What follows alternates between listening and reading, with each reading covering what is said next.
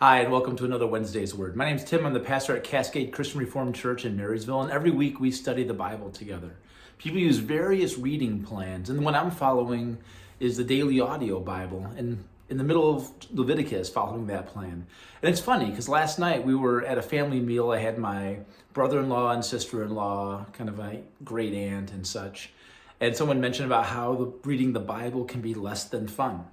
And just that day, I had read about a very interesting passage, one of those life-changing passages that you probably have on your mantle that says, if someone has a skin disease that's scaly and there's a white hair in it, he should see the priest. But if the hair is brown, then he doesn't need to see the priest.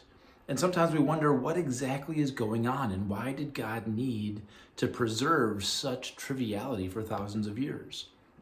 And it's very easy, super easy to be arrogant and look down on people who came before us and say, well, how are they to believe in such a useless book?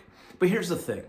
Put yourself in the context of the ancient Israelites. You were slaves. You were living for subsistence. You were scattered. And now suddenly you're on a journey. You're crowded in community. You're growing in numbers. You're about to start a new civilization.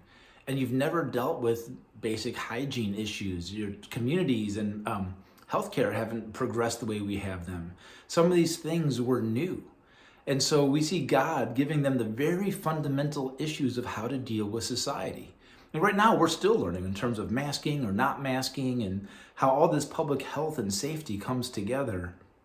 And how if you get it wrong, which many people would argue we've seen rights and wrongs happen when it comes to public safety and public health, how that can devastate a community, whether a pandemic spreads or whether you're curtailing freedom. And so we see God at the very beginning dealing with issues like that.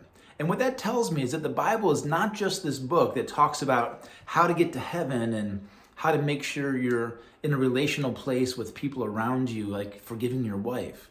The Bible cares about the details. The Bible cares about, because God cares about, how society is built, how we take care of each other, how we exercise basic freedoms in the face of a healthcare crisis. God cares deeply about all those things. And so sometimes it's very easy for many Christians, and I've done it in the past, where you start siloing your faith. You've got your Christian world here, then your work life, and your family life, and then your activities and your hobbies, and all those are in different silos. And we have to be very purposeful to lift those barriers apart.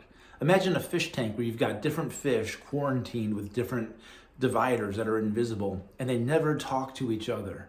And then suddenly you lift all those dividers up, and suddenly you have an ecosystem where they're all interacting with each other.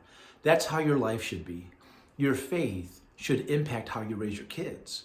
Your faith should impact how you do your job. And not just your faith, the way you raise your kids should impact how you do your jobs. At a software company I know of, people are completely stressed out. And a lot of these young parents are having kids and they have growing kids and they're moving, but they're also working 10 to 12 hours a day. And the way they raise their kids is being impacted by how they do their work. And so those two need to coexist. You can't raise a healthy kid if all you do is stare at spreadsheets. And you can't pay for those kids if you never stare at those spreadsheets. Those two need to come into some sort of harmony and balance. Now add faith. Now add hobbies. Now add how you deal with your neighbor, how we live in a just society, how we deal with people who are disadvantaged. All those things start coming together, and what they form is the picture of a world that needs God at the center to hold all things together. God can contain our world. And so if we look to him as that center of a worldview, we see that he cares about our blemishes and the mildew on our houses. He also cares about our society. He also cares about us being at peace with each other.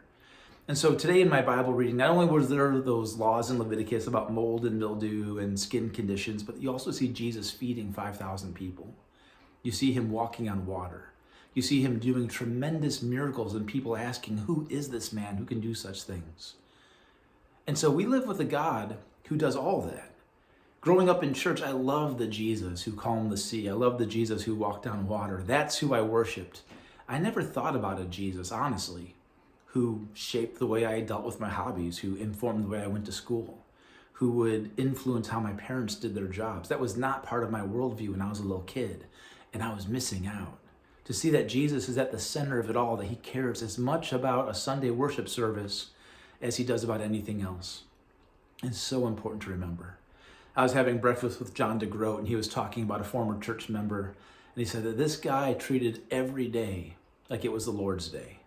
And sometimes he would do this crazy stuff like paint his house on a Sunday, and it didn't really compute with Christian Reformed sensibilities. But then he treated a Tuesday like it was the Lord's work and the Lord's day. And you'd go into his office at the lumber yard and he'd have his Bible open. And that's how we should be treating things. That we should treat every day, every activity, as if this is the Lord's. And so as you read the Bible, the goal is not just to fill that mental section of the Christian part of your worldview. The goal is to take that stuff and fill it everywhere. How is this going to impact the way I raise my kids? How is this going to impact the need for my parents to get some help? How is this going to impact the way that I'm going to deal with this medical decision? All that together is what God is trying to shape in us. So if you have any questions, feel free to forward those over to me. I'd love to continue to answer those. But that's all I've got for this week. So God bless, and I'll talk to you soon.